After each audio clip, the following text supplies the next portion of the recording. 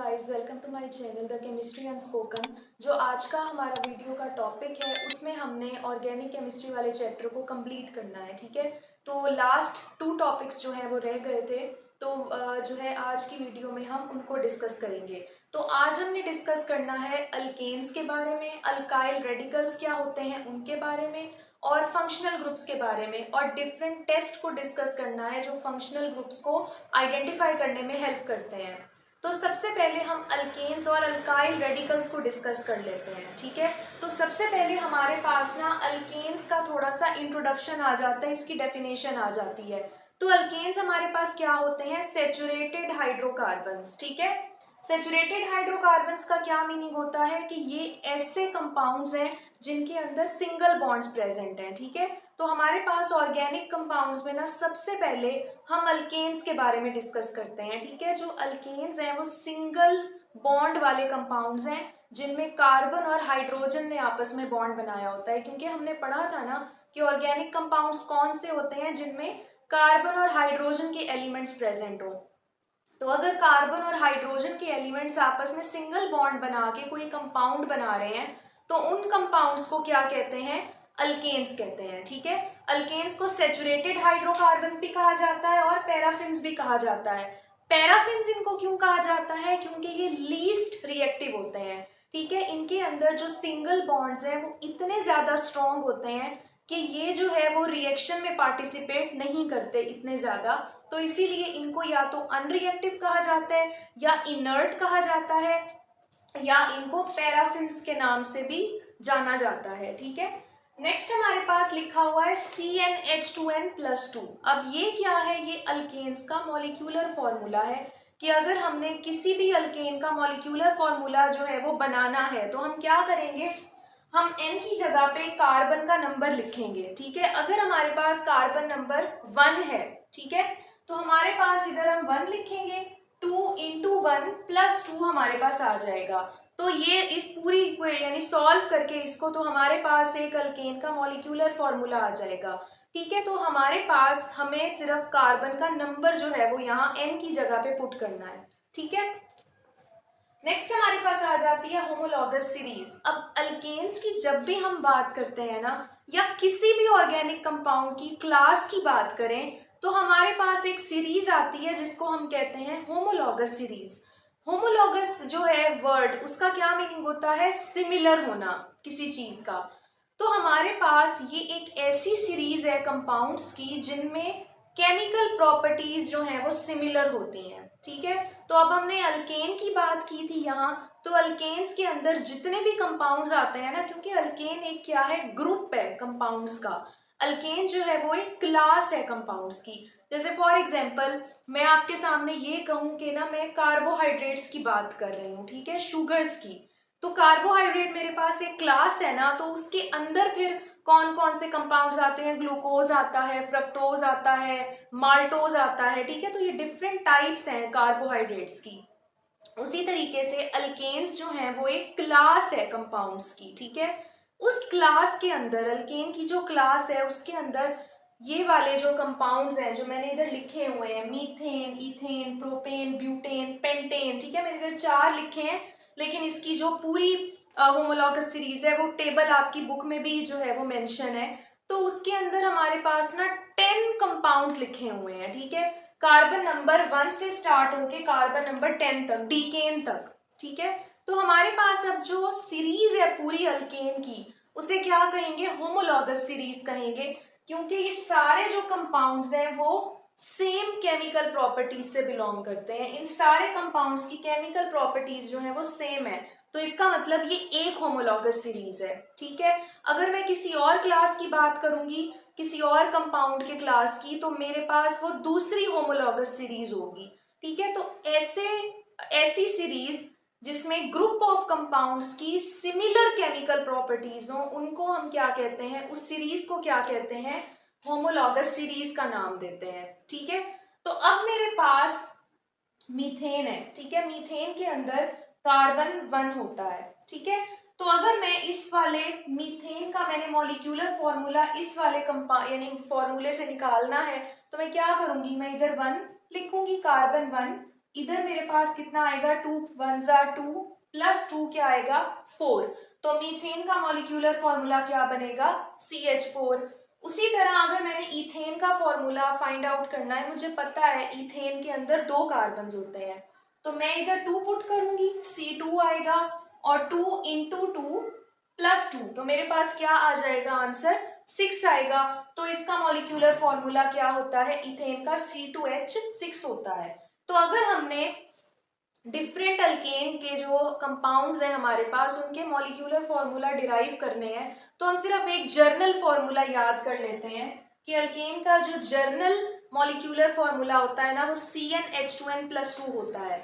तो इस फॉर्मूले से हम जितने भी अल्केन्स हैं, चाहे वो कार्बन नंबर 10 वाला हो, चाहे कार्बन 15 वाला ही क्यों ना हो अल्केन, हम तमाम अल्केन्स का मॉलिक्यूलर फॉर्मूला निकाल सकते हैं। ठीक है, तो जर्नल फॉर्मूला आपने याद रखना है अल्केन्स का कि वो क्या होता है, CnH2n+2 होता है। ठीक है, तो हमारे पास अल्केन जो है वो आपको क्लियर हो गया होगा कि हमारे पास अल्केन जो है वो बेसिकली क्या होता है। ठीक है, नेक्स्ट अब हम बात कर लेते हैं अल्काइल रेडिकल की। हमारे पास जो अल्काइल रेडिकल है वो बेसिकली क्या होता है, अगर हमारे पास कोई भी अल्केन है, फॉर एग्जाम्पल मैं मीथेन ले लेती हूँ, मीथेन में से मैंने एक हाइड्रोजन रिमूव करवा दिया, ये CH4 है ना, ये हाइड्रोजन इसमें 4 है, अगर एक हाइड्रोजन निकल गया तो ये क्या बन जाएगा, CH3 बन जाएगा। ठीक है, तो मैं इसको अब मीथेन नहीं कहूंगी, मैं इसको क्या कहूंगी, ये मिथाइल बन गया है। ठीक है, तो अगर हम अल्केन में से कोई एक हाइड्रोजन एटम रिमूव करवा दें तो अल्केन हमारे पास क्या बन जाता है, अल्काइल रेडिकल बन जाता है। ठीक है, तो उसकी यही डेफिनेशन आपकी बुक में लिखी हुई है कि these are formed when one hydrogen atom is removed from alkanes। Alkane में से एक हाइड्रोजन एटम रिमूव कर दो तो वो अल्काइल बन जाता है। किस तरह, जैसे मिथाइल CH3 है, इधर मीथेन क्या था CH4, मिथाइल उसको बनाया तो वो क्या बन गया, CH3 बन गया। उसी तरह इथेन हमारे पास क्या था, C2H6, उसको इथाइल बनाया तो वो क्या बन गया, C2H5 बन गया। उसी तरह प्रोपेन क्या था, C3H8 था, उसको प्रोपाइल बनाया तो वो क्या बन गया, C3H7। अब इसमें से हाइड्रोजन एटम्स ही एक एक रिमूव होता जा रहा है तो वो अल्काइल रेडिकल्स में कन्वर्ट होते जा रहे हैं। उसी तरह ब्यूटेन की बात करें तो वो क्या था, C4H10 था, और हमने उसको ब्यूटाइल बनाया तो C4H9 बन गया है। ठीक है, तो इसी तरह बाकी जो अल्केन्स हैं वो भी ऐसे ही अल्काइल रेडिकल्स में कन्वर्ट हो जाएंगे। ठीक है, तो अल्केन्स हमारे पास क्या होते हैं, सेचुरेटेड हाइड्रोकार्बन्स जिनमें सिंगल बॉन्ड्स हो कार्बन और हाइड्रोजन के बीच में, पैराफिन्स भी इनको कहते हैं। मॉलिक्यूलर फॉर्मूला इनका क्या होता है, CnH2n+2। ठीक है, और अल्काइल रेडिकल्स क्या होते हैं कि अगर हम अल्केन में से एक हाइड्रोजन एटम रिमूव करवा दें तो हमारे पास क्या बन जाता है, अल्काइल रेडिकल बन जाता है। ठीक है, अब नेक्स्ट हमारे पास आ जाते हैं डिफरेंट स्ट्रक्चर्स। तो अगर हम कुछ स्ट्रक्चर्स की बात करें तो हमारे पास, अगर हम प्रोपेन की बात करें, प्रोपेन में से अगर हम एक हाइड्रोजन को रिमूव करवा देते हैं तो वो प्रोपाइल बन जाता है, C3H7। अब प्रोपाइल को ना ड्रॉ करने के, यानी उनको स्ट्रक्चरल फॉर्मूला उनके बहुत ज्यादा है, यानी कि उनको डिफरेंट तरीकों से हम ना शो करवा सकते हैं। तो अगर हमारे पास इस तरह की चेन प्रेजेंट हो, CH3 CH2 CH3, तो उसको हम कैसे लिखते हैं, हम प्रोपाइल लिख के उसके साथ ना N सब्स्टिट्यूएंट लगा देते हैं। ठीक है, यानी अगर हमारे पास प्रोपेन या प्रोपाइल स्ट्रेट चेन की फॉर्म में है तो हम उसको कैसे लिखेंगे, N के साथ लिखेंगे। ठीक है, और अगर हमारे पास जो प्रोपाइल है उधर एक दो ब्रांचेस प्रेजेंट है, यानी हमने उसको दो ब्रांचेस की फॉर्म में लिखा है, कार्बन इधर है ना, ये दो ब्रांचेस ऊपर और नीचे उसकी लगी हुई हैं, तब हम क्या करेंगे, उसको लिखेंगे आइसोप्रोपाइल। ठीक है, तो डिफरेंट स्ट्रक्चर्स बनाने के ना मेथड्स हैं। और उसी तरह आपकी बुक में ब्यूटाइल का भी लिखा हुआ है कि अगर हमारे पास इधर 4 कार्बन की चेन होती, यानी इधर CH3 CH2 CH2 और CH3 होता, तब हम उसको क्या लिखते, N ब्यूटाइल लिखते। ठीक है, उसी तरह इधर वही चेन होती CH3 CH2 CH2 CH3 और ऊपर एक ब्रांच होती, तब हम उसको क्या लिखते, आइसोब्यूटाइल लिखते। ठीक है। तो हमारे पास ये डिफरेंट स्ट्रक्चरल फॉर्मूलाज हैं एक ही कंपाउंड के, ठीक है। प्रोपाइल के ही दो तरीके से लिखा हुआ है ना हमने, उसी तरह ब्यूटाइल को हम तीन तरीकों से लिख सकते हैं, ठीक है। आइसोब्यूटेन को हम दो तरीकों से लिख सकते हैं, जैसे आपकी बुक में मेंशन किया हुआ है। तो इसी तरह हमारे पास ना डिफरेंट स्ट्रक्चर्स हैं कि एक ही कंपाउंड को हमारे पास हमने डिफरेंट स्ट्रक्चर्स में जो है वो उसको डिराइव किया हुआ है, ठीक है। तो ये इसको हम आइसोमेरिज्म भी कहते हैं, इस वाले फिनोमिना को, कि एक ही कंपाउंड है, उसका मॉलिक्यूलर फॉर्मूला सेम है लेकिन उसके स्ट्रक्चरल फॉर्मूलाज डिफरेंट तरीके से हम ड्रॉ कर सकते हैं, तो इस फिनोमिना को आइसोमेरिज्म कहते हैं, ठीक है। तो ये हमारे पास ना अल्केन्स, अल्काइल रेडिकल्स और उनके डिफरेंट जो स्ट्रक्चर्स हैं, होमोलॉगस सीरीज क्या होती है उसके बारे में हमने बात की। नेक्स्ट हम बात कर लेते हैं फंक्शनल ग्रुप्स के बारे में और डिफरेंट टेस्ट जो फंक्शनल ग्रुप्स को आइडेंटिफाई करने में यूज होते हैं। ओके, नेक्स्ट हमारे पास आ जाते हैं फंक्शनल ग्रुप्स। अब फंक्शनल ग्रुप्स हमारे पास बेसिकली क्या होते हैं? फंक्शनल ग्रुप्स हमारे पास ना एक कंपाउंड है, उसके अंदर एक ऐसा एटम या ग्रुप ऑफ एटम्स जो कि पूरे कंपाउंड को एक खास प्रॉपर्टी देते हैं, उनको हम क्या कहते हैं? फंक्शनल ग्रुप्स कहते हैं। यानी हमारे पास एक कंपाउंड है, उसके अंदर ना कोई ऐसा पार्ट है उस कंपाउंड का जिससे हम उस कंपाउंड को आइडेंटिफाई कर सकते हैं कि ये कंपाउंड जो है वो कौन से क्लास से या कौन से ग्रुप से बिलोंग करता है, ठीक है। जैसे अल्केन्स को पहचानने का क्या तरीका है? अल्केन्स के अंदर सिंगल बॉन्ड होगा, तो सिंगल बॉन्ड अल्केन का फंक्शनल ग्रुप है। उसी तरीके से अगर हम डबल बॉन्ड की बात करें, तो अगर वो वाले कंपाउंड्स जिनमें डबल बॉन्ड प्रेजेंट होता है वो उनको हम अल्कीन्स कहते हैं। तो अल्कीन को पहचानने का क्या तरीका हुआ कि किसी भी कंपाउंड में अगर डबल बॉन्ड होगा तो हम उसको क्या कहेंगे? वो अल्कीन है। तो डबल बॉन्ड यहाँ अल्कीन का फंक्शनल ग्रुप है, ठीक है। तो फंक्शनल ग्रुप्स बेसिकली हमारे पास क्या है? किसी कंपाउंड की आइडेंटिफिकेशन के लिए जो कंपाउंड को क्या देते हैं? एक खास प्रॉपर्टी देते हैं, ठीक है। तो हमारे पास क्या डेफिनेशन है फंक्शनल ग्रुप्स की? एन एटम और group of atoms which impart characteristic properties to organic compounds, कि वो वाले एटम या ग्रुप ऑफ एटम्स जो कि ऑर्गेनिक कंपाउंड्स को एक खास प्रॉपर्टी दे देते हैं, उनको हम क्या कहते हैं? फंक्शनल ग्रुप्स, ठीक है। अब हमारे पास जो है आपकी बुक में जो डिफरेंट फंक्शनल ग्रुप्स हैं उनको जो है वो एक्सप्लेन किया गया है, तो हम उसको टेबल की फॉर्म में देखेंगे कि हमारे पास फंक्शनल ग्रुप का नाम क्या होगा, कैसे उसको हम आइडेंटिफाई कर सकते हैं, उसका फॉर्मूला क्या होगा और कौन से कंपाउंड्स में ये फंक्शनल ग्रुप होता है, ठीक है। तो सबसे पहले ये हमारे पास फंक्शनल ग्रुप्स के नेम है, ये उनका फॉर्मूला है और ये वो वाले कंपाउंड्स हैं जिनमें ये वाले फंक्शनल ग्रुप प्रेजेंट होते हैं। फर्स्ट हमारे पास जो फंक्शनल ग्रुप है उसका नाम है हाइड्रोक्सिल ग्रुप, ठीक है। और हाइड्रोक्सिल ग्रुप को आइडेंटिफाई करने का क्या तरीका है कि हमारे पास वो वाले कंपाउंड्स जिनमें OH प्रेजेंट होगा, यानी OH ग्रुप लगा होगा, OH ग्रुप को हाइड्रोक्सिल ग्रुप कहते हैं। तो वो वाले कंपाउंड्स कौन से होंगे? वो अल्कोहल्स होंगी, ठीक है। तो अल्कोहल के अंदर जो फंक्शनल ग्रुप होता है वो कौन होता है? हाइड्रोक्सिल ग्रुप, या उसको OH ग्रुप भी कह सकते हैं, ठीक है।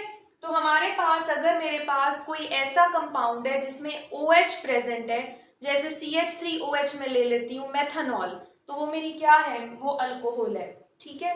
उसी तरह हमारे पास अब ये जो चेन मैंने इधर दिखाई हुई है OH के साथ, इधर कोई भी अल्काइल अटैच हो सकता है, ठीक है। तो इधर R होगा, यानी ROH जो है वो इसका मॉलिक्यूलर फॉर्मूला होगा और R की जगह पे कोई भी अल्काइल ग्रुप अटैच हो सकता है। तो मैंने इधर R नहीं बनाया क्योंकि मेरा जो फंक्शनल ग्रुप है वो OH है, ठीक है। तो मैंने वही दिखाए हुए हैं कि जो हमारे फंक्शनल ग्रुप्स हैं उनकी इधर बात हो रही है। नेक्स्ट हमारे पास आ जाता है कार्बोनाइल ग्रुप। अब कार्बोनाइल ग्रुप जो होता है वो बेसिकली जब कार्बन ने ऑक्सीजन के साथ डबल बॉन्ड बनाया होता है, C डबल बॉन्ड O वाला जो ग्रुप होता है उसको क्या कहते हैं? कार्बोनाइल ग्रुप कहते हैं, ठीक है। लेकिन अगर कार्बोनाइल जो है, कार्बोनाइल ग्रुप के अंदर अगर इस साइड पे R लग जाए कोई भी अल्काइल ग्रुप और इस जगह हाइड्रोजन लग जाए, तब मैं उस कंपाउंड को क्या कहूंगी? वो मेरा एल्डिहाइड है, ठीक है। और अगर उसी कार्बोनाइल ग्रुप के अंदर यानी C डबल बॉन्ड O के साथ दोनों साइड्स पे अल्काइल ग्रुप्स लग जाएं, तो मेरा कंपाउंड क्या बन जाएगा? कीटोन, ठीक है। तो एल्डिहाइड्स और कीटोन के अंदर जो मेन फंक्शनल ग्रुप होता है वो कार्बोनाइल ग्रुप होता है, ठीक है, जिसे हम C डबल बॉन्ड O कहते हैं। लेकिन C डबल बॉन्ड O के साथ अगर एक साइड पे R हो, एक साइड पे हाइड्रोजन हो, तब वो कौन होगा? एल्डिहाइडिक ग्रुप होगा। और कंपाउंड कौन से होंगे? एल्डिहाइड्स। लेकिन अगर कार्बोनाइल ग्रुप के दोनों साइड्स पे ही R लग जाए, यानी अल्काइल ग्रुप लग जाए, तो मैं उसको कीटो ग्रुप कहूंगी। और मेरे पास जो कंपाउंड्स होंगे वो कौन होंगे? कीटोन्स होंगे। ठीक है, तो जो मेन फंक्शनल ग्रुप्स होता है ना एल्डिहाइड और कीटोन में, वो कार्बोनाइल ग्रुप ही होता है। फिर कार्बोनाइल ग्रुप की आगे दो टाइप्स होती हैं, एल्डिहाइडिक ग्रुप अगर हाइड्रोजन और आर हो, ठीक है, और कीटो ग्रुप अगर दोनों साइड्स पे आर हो तो चेन के अंदर। ठीक है, तो ये मेरे पास क्या है? सेकेंड फंक्शनल ग्रुप है। थर्ड मेरे पास आ जाता है कार्बोक्सिल ग्रुप। अगर मेरे पास C डबल बॉन्ड O के साथ OH अटैच हो जाए, यानी अब इधर दो फंक्शनल ग्रुप्स इकट्ठे हो गए, एक कार्बोनाइल और एक हाइड्रोक्सिल, तो दोनों को मिला के हमने क्या नाम दे दिया? Carboxyl group. ठीक है, और इधर का क्या लगेगा? R लगेगा, कोई भी अल्काइल ग्रुप लग जाएगा। तो मेरे पास ये पूरा क्या है? कार्बोक्सिल ग्रुप है। और ये कौन से कंपाउंड्स में प्रेजेंट होगा? ये कार्बोक्सिलिक एसिड्स वाले कंपाउंड में प्रेजेंट होगा। ठीक है, तो हमने सबसे पहले हाइड्रोक्सिल ग्रुप देखा, ये अल्कोहल्स में होगा। कार्बोनाइल ग्रुप ये एल्डिहाइड्स और कीटोन्स में प्रेजेंट होगा। और कार्बोक्सिल ग्रुप जो है वो कार्बोक्सिलिक एसिड्स में प्रेजेंट होगा। ठीक है, नेक्स्ट हमारे पास आ जाते हैं ईथर लिंकेज। ठीक है, ईथर लिंकेज क्या होती है कि अगर मेरे पास ना दो अल्काइल ग्रुप्स लगे हुए हो, यानी दोनों साइड्स पे R हो और बीच में ऑक्सीजन प्रेजेंट हो, तब उस पूरी चेन को क्या कहेंगे? ईथर लिंकेज कहेंगे। और ये कंपाउंड्स कौन से होंगे? ये ईथर्स होंगे। ठीक है, तो ईथर के अंदर हमारे पास ना ROR की चेन होती है। ठीक है, नेक्स्ट हमारे पास है एस्टर्स। एस्टर जो है ना वो बेसिकली कार्बोक्सिल एसिड का क्या है? डेरिवेटिव है। तो उसके अंदर भी कार्बोक्सिल ग्रुप प्रेजेंट होता है। ठीक है, कार्बोक्सिल ग्रुप के साथ अगर हम हाइड्रोजन हटा के जो कार्बोक्सिलिक एसिड है ना, तो कार्बोक्सिलिक एसिड में C डबल बॉन्ड O और OH है। उसी तरह मैं अगर C डबल बॉन्ड O और उसके हाइड्रोजन को रिमूव करके कार्बोक्सिलिक एसिड के इधर एक और अल्काइल ग्रुप अटैच करवा दूं, तो मेरे पास कौन सा फंक्शनल ग्रुप बनेगा? एस्टर ग्रुप बनेगा। और कंपाउंड कौन सा बन जाएगा? एस्टर्स। ठीक है, तो अगर एस्टर्स की कहीं भी बात आए तो ठीक है, आपको पता होना चाहिए कि हमारे पास ये कार्बोक्सिलिक एसिड का डेरिवेटिव है। कार्बोक्सिलिक एसिड में C डबल बॉन्ड O और OH आता है फंक्शनल ग्रुप में। ठीक है, ये वाली चीज।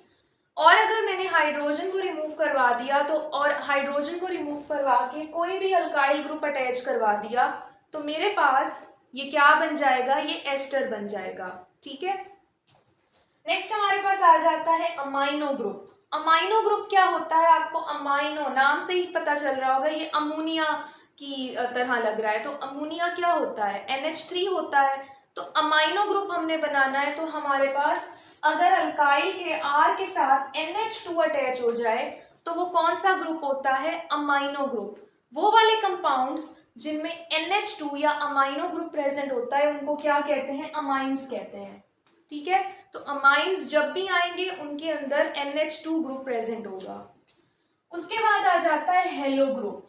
हेलो ग्रुप का नाम कहाँ से निकला है? हेलोजन से। ठीक है, अगर हमारे पास जो कंपाउंड्स हैं उनके अंदर हेलो ग्रुप प्रेजेंट है, उसको हम X से शो करते हैं। X की जगह पे कोई भी हेलोजन आ सकता है, फ्लोरीन, क्लोरीन, ब्रोमीन, आयोडीन। ठीक है, तो हमारे पास अगर कंपाउंड्स के अंदर हेलो ग्रुप प्रेजेंट है या कोई भी हेलोजन प्रेजेंट है, आप इस तरह समझ लो, तो वो वाले कंपाउंड्स कौन होते हैं? अल्काइल हैलाइड्स होते हैं। ठीक है, तो ये आपके पास डिफरेंट फंक्शनल ग्रुप्स हैं। ठीक है, उसी तरह जो अभी मैं बता रही थी कि single bond, double bond, triple bond, ये तीनों भी क्या हैं? ये फंक्शनल ग्रुप्स हैं। सिंगल बॉन्ड अल्केन में प्रेजेंट होते हैं, डबल बॉन्ड्स अल्कीन्स में प्रेजेंट होते हैं, और ट्रिपल बॉन्ड अल्काइंस में प्रेजेंट होते हैं। ठीक है, तो ये तीनों भी क्या हैं? फंक्शनल ग्रुप्स हैं। इनकी वजह से हम अल्केन, अल्कीन और अल्काइन को आइडेंटिफाई कर सकते हैं। तो हमारे पास ये डिफरेंट कंपाउंड्स हैं जिनके अंदर ये फंक्शनल ग्रुप्स होते हैं। तो हम फंक्शनल ग्रुप की यानी बेस पे कंपाउंड्स को पहचान सकते हैं कि ये अल्कोहल है, ये कार्बोक्सिलिक एसिड है क्योंकि इसके अंदर ये फंक्शनल ग्रुप है, ये मेरे पास जो है वो एस्टर है, क्योंकि इसमें ये वाला फंक्शनल ग्रुप जो है वो लगा हुआ है। तो आपके पास जब भी कंपाउंड्स के स्ट्रक्चर बन के आते हैं तो आप फंक्शनल ग्रुप की वजह से ही कंपाउंड्स को आइडेंटिफाई कर सकते हो। ठीक है, तो यही उसकी डेफिनेशन थी फंक्शनल ग्रुप की, कि ये एक कंपाउंड को एक खास प्रॉपर्टी दे देता है जिसकी वजह से हम उस कंपाउंड को पहचान सकते हैं, उसे आइडेंटिफाई कर सकते हैं। ठीक है, नेक्स्ट अब हमने बात करनी है टेस्ट की, कि डिफरेंट फंक्शनल ग्रुप के टेस्ट क्या हैं जो हम लैब में कर सकते हैं उन्हें आइडेंटिफाई करने के लिए। तो सबसे पहले है अनसैचुरेशन का टेस्ट। अगर हमने डबल या ट्रिपल बॉन्ड को आइडेंटिफाई करना है, क्योंकि अनसैचुरेशन, सैचुरेटेड अभी हमने पढ़ा था ना, सैचुरेटेड हाइड्रोकार्बन्स कौन है, अल्केन्स, जिनमें सिंगल बॉन्ड प्रेजेंट है।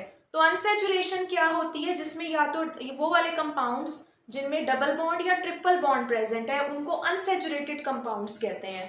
तो अनसैचुरेशन के टेस्ट का क्या मतलब है, कि हमने कंपाउंड्स के अंदर या तो डबल बॉन्ड को आइडेंटिफाई करना है या ट्रिपल बॉन्ड को।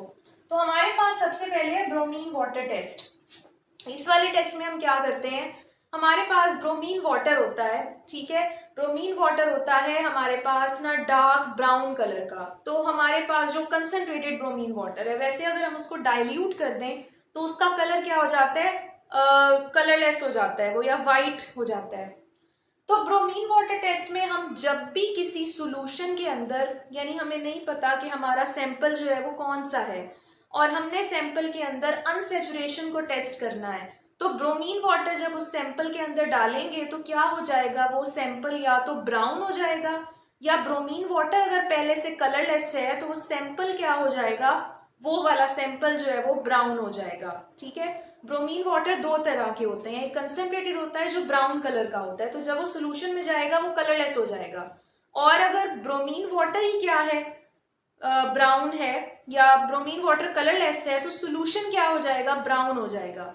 ठीक है, तो हमारे पास जब भी सोल्यूशन का कलर चेंज हो जाए ब्रोमीन वाटर डालने से, तो उसका क्या मतलब है कि हमारा जो सोल्यूशन है, अननोन हमारा जो सोल्यूशन है वो क्या है, उसके अंदर या डबल बॉन्ड प्रेजेंट है या ट्रिपल बॉन्ड। ठीक है, उसी तरह बेयर्स टेस्ट है।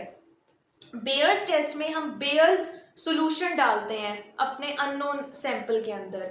बेयर्स सॉल्यूशन क्या होता है, 1% अल्कलाइन KMnO4 का सॉल्यूशन।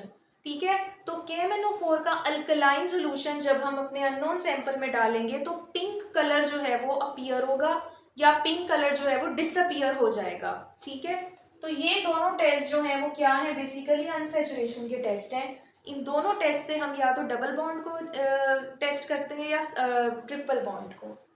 नेक्स्ट हमारे पास है अल्कोहलिक ग्रुप का टेस्ट, कि अगर हमने अल्कोहल्स को टेस्ट करना है, यानी OH ग्रुप को हमने आइडेंटिफाई करना है, तो सोडियम मेटल का एक टेस्ट किया जाता है, कि हमारे पास एक सैंपल है, अननोन सैंपल, उसके अंदर हम सोडियम मेटल को डाल देते हैं। ठीक है, तो हमारे पास अगर हाइड्रोजन गैस रिलीज हुई है तो हमें पता चल जाएगा कि हमारा जो अननोन सैंपल था वो अल्कोहल था। ठीक है, उसी तरह एस्टर फॉर्मेशन का टेस्ट है, कि हमारा जो अननोन सैंपल है उसके अंदर हम एसिटिक एसिड को डालते हैं और साथ 1 to 2 ड्रॉप्स कंसंट्रेटेड H2SO4 के डालते हैं। तो अगर हमारे पास एक फ्रूटी स्मेल आती है, यानी सॉल्यूशंस डालने के बाद, तो हमें पता चल जाता है कि हमारा जो सैंपल है ना वो अल्कोहल था। ठीक है, तो ये दो टेस्ट जो है वो अल्कोहलिक ग्रुप को टेस्ट करने के लिए है। नेक्स्ट हमारे पास है कार्बोक्सिल ग्रुप टेस्ट। अगर हमने देखना है कि हमारे सॉल्यूशन में कार्बोक्सिलिक ग्रुप प्रेजेंट है या नहीं, तो हम ये दो टेस्ट करते हैं, एक लिटमस टेस्ट है, एक NaHCO3 टेस्ट है। लिटमस टेस्ट क्या होता है कि हम सॉल्यूशन के अंदर ना लिटमस सॉल्यूशन डाल देते हैं, जो हमारा अननोन सैंपल है, तो उसका कलर चेंज हो जाता है, क्योंकि कार्बोक्सिलिक एसिड भी एक एसिड है ना, तो लिटमस सॉल्यूशन अपना कलर चेंज करेगा, तो हमें पता चल जाएगा कि हमारा जो अननोन सैंपल है उसमें कार्बोक्सिल ग्रुप प्रेजेंट है।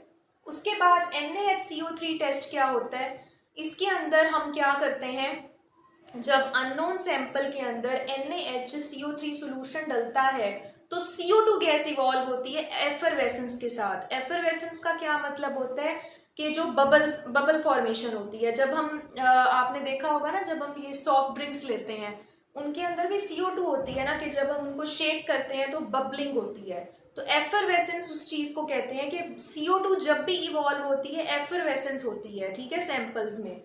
तो हमारे पास जब NaHCO3 टेस्ट में CO2 गैस इवॉल्व होगी तो सोल्यूशन में बबलिंग आएगी, तो उससे हमें पता चल जाता है कि हमारे सैंपल में कार्बोक्सिल ग्रुप प्रेजेंट है, ठीक है। तो कार्बोक्सिल ग्रुप को आइडेंटिफाई करने के ये 2 टेस्ट हैं। नेक्स्ट हमारे पास आ जाते हैं एल्डिहाइड्स और कीटोन्स को आइडेंटिफाई करने के टेस्ट। तो जो ये वाले 2 टेस्ट हैं ये हमारे पास एल्डिहाइड को आइडेंटिफाई करते हैं। ये जो है हमारे पास जो सेकंड लाइन में लिखे हुए हैं ये जो टेस्ट हैं वो कीटोन्स को आइडेंटिफाई करने के लिए होते हैं। तो फेलिंग सॉल्यूशन जो है उसके अंदर हम जब भी अपने अननोन सैंपल में फेलिंग सॉल्यूशन ऐड करते हैं तो रेड पीपीटी बन जाती है, तो हमें पता चल जाता है कि एल्डिहाइड है हमारे सैंपल में। उसी तरह सोडियम बाइसल्फाइड टेस्ट में हम अननोन सैंपल के अंदर सोडियम बाइसल्फाइड सॉल्यूशन को ऐड करते हैं तो हमारे पास ना वाइट पीपीटी बनती है, तो हमें पता चल जाता है कि ये एल्डिहाइड इस वाले सैंपल में प्रेजेंट है। फेलिंग सॉल्यूशन टेस्ट और सोडियम बाइसल्फाइड टेस्ट कीटोन नहीं देते, तो कीटोन को भी इनसे टेस्ट किया जा सकता है कि वाइट पीपीटी नहीं बनेगी अगर सोडियम बाइसल्फाइड टेस्ट करेंगे और रेड पीपीटी नहीं बनेगी अगर फेलिंग सॉल्यूशन टेस्ट करेंगे। तो हमें पता चल जाएगा कि हमारे सैंपल में कीटोन है, क्योंकि कीटोन ये टेस्ट नहीं देता, एल्डिहाइड होता तो वो दे देता, पीपीटी बन जाती। नेक्स्ट हमारे पास है फिनाइल हाइड्राजीन टेस्ट। अगर हम फिनाइल हाइड्राजीन को अननोन सैंपल के अंदर ऐड करें और ऑरेंज रेड कलर की पीपीटी बन जाए तो हमारा सैंपल जो है वो उसमें कीटोन प्रेजेंट होगा, ठीक है। उसके बाद अगर हम सोडियम नाइट्रोप्रोसाइड टेस्ट करें, अननोन सैंपल के अंदर सोडियम नाइट्रोप्रोसाइड का सॉल्यूशन ऐड कर दें और हमारी ना रेड पीपीटी बन जाए, तो हमें क्या पता चलेगा कि हमारे सॉल्यूशन जो हमारा सैंपल था उसमें कीटोन प्रेजेंट है, ठीक है। और ये 2 टेस्ट जो हैं वो एल्डिहाइड्स नहीं देंगे, ये कीटोन के टेस्ट हैं, ठीक है। तो हमारे पास ये वाले जो टेस्ट हैं वो फंक्शनल ग्रुप्स को आइडेंटिफाई करने के लिए होते हैं। अगर हमने अमाइनो ग्रुप को आइडेंटिफाई करना है, जो हमने इधर ऊपर देखा था, तो अमाइनो ग्रुप को भी आइडेंटिफाई करने का एक टेस्ट है कार्बाइल अमाइन टेस्ट, ठीक है। तो कार्बाइल अमाइन टेस्ट के अंदर भी हमारे पास जो है वो एक अनप्लेजेंट स्मेल प्रोड्यूस होती है जब हम अमाइन ये कार्बाइल अमाइन जो है उसको अननोन सैंपल में ऐड करते हैं, तो एक अनप्लेजेंट जो स्मेल प्रोड्यूस होती है उससे हमें पता चल जाता है कि हमारे सैंपल में क्या प्रेजेंट था, अमाइन प्रेजेंट था, अमाइनो ग्रुप प्रेजेंट था, ठीक है। और एस्टर्स को अगर हमने आइडेंटिफाई करना है तो एस्टर्स की फ्रूटी स्मेल से ही पता चल जाता है कि ये एस्टर्स हैं, ठीक है। तो ये हमारे पास डिफरेंट फंक्शनल ग्रुप्स को आइडेंटिफाई करने के कुछ टेस्ट हैं जो हमने यहाँ डिस्कस किए हैं। तो मुझे उम्मीद है कि आपको वीडियो बहुत अच्छी लगी होगी और आपका जो चैप्टर 11 है वो कंप्लीट हो गया, ठीक है। और जो है वो मेरी तरफ से आप सबको ईद मुबारक, और मेरे चैनल को लाइक शेयर सब्सक्राइब करना मत भूलिएगा और कमेंट्स में भी मुझे लाजमी बताएं कि आपको वीडियोस कैसी लगती हैं, और अपना ख्याल रखें। तब तक के लिए अल्लाह हाफिज़।